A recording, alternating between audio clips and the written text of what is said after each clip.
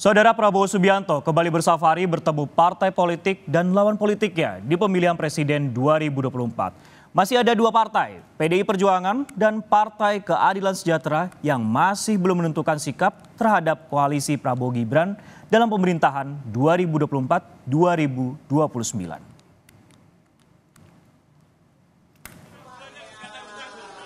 Sudah 2 dari 4 partai lawan politik Prabowo Subianto Gibran Rakabuming Raka yang didekati Prabowo. Prabowo mendekati keduanya sejak unggul dalam hitung cepat hingga penetapan Komisi Pemilihan Umum terhadap Presiden dan Wakil Presiden terpilih. Kamis petang kemarin, Prabowo mengundang Ketua Umum Partai Nasdem, Surya Paloh, ke kediamannya di Kertanegara, Kebayoran Baru. Setelah lebih dari 1 jam pembicaraan tertutup, Surya sepakat bergabung dengan Prabowo Gibran. Pertemuan yang efektif, yang produktif, kita sepakat bahwa kita akan kerjasama untuk sebesar-besarnya kepentingan rakyat Indonesia. Semua kekuatan yang bisa bergabung untuk bekerja untuk rakyat, memberi suatu pemerintahan yang kuat dan efektif. Saya katakan Nasdem hari ini menyatakan kembali menegaskan, bukan hanya yang pertama, mendukung pemerintahan baru di bawah kepemimpinan Bapak Prabowo Subianto dan Mas Gibran. Pertemuan Prabowo Surya Kamis kemarin adalah yang kedua setelah yang pertama pada Maret lalu. Prabowo datang ke kantor Nasdem Tower di Menteng. Prabowo mengajak Surya bergabung ke pemerintahannya.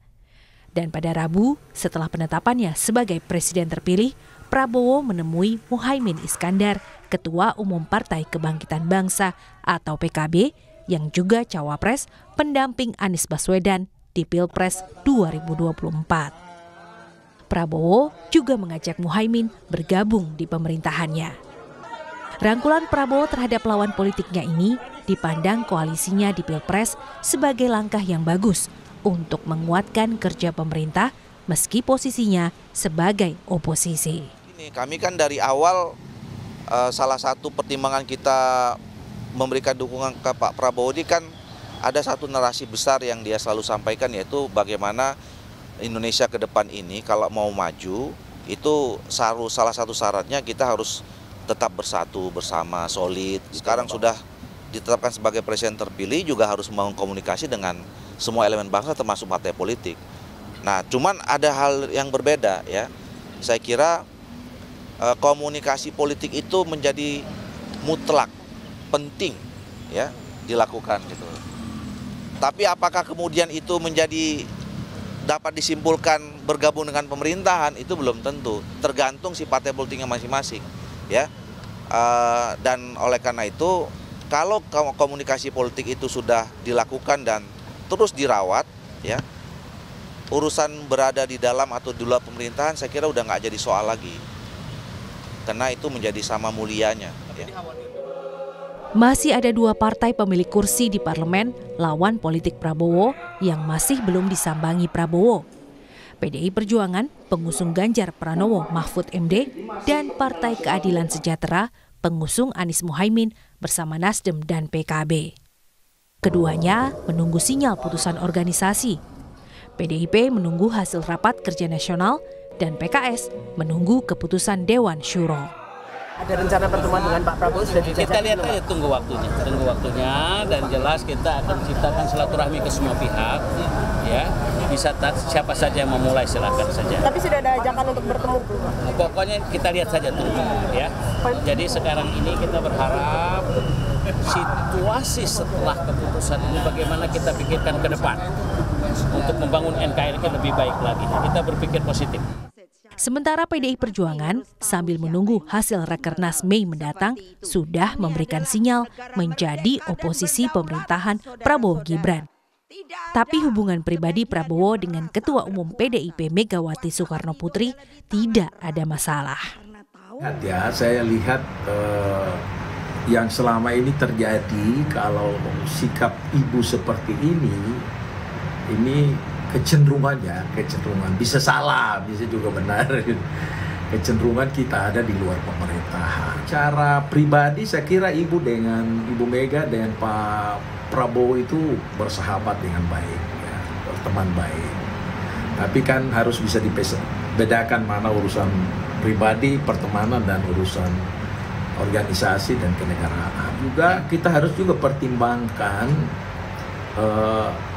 Pak Prabowo dan koalisi yang besar sekali. Mereka sudah berjuang dengan susah payah dari awal, lalu di ujung kita bergabung di sana itu juga bisa mengganggu konsentrasi koalisi dan kesepakatan. Bila PDIP yang memiliki 110 kursi dan PKS yang punya 53 kursi memutuskan tetap di oposisi, maka politik Indonesia tetap berada dalam sistem keberimbangan. Keputusan menjadi oposisi ini diapresiasi Wakil Presiden ke-10 dan 12 RI, Yusuf Kala. Karena pemerintah perlu kekuatan pengoreksi dan pengkritik kebijakan di parlemen. Meski persentase oposisi sangat minoritas di 2024-2029. Ya itu secara yang bagus. Jadi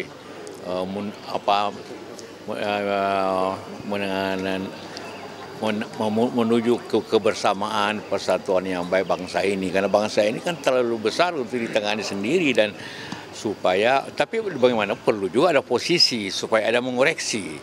Tapi perlu juga pemahaman. Seperti saya katakan, politik memang semua masalah.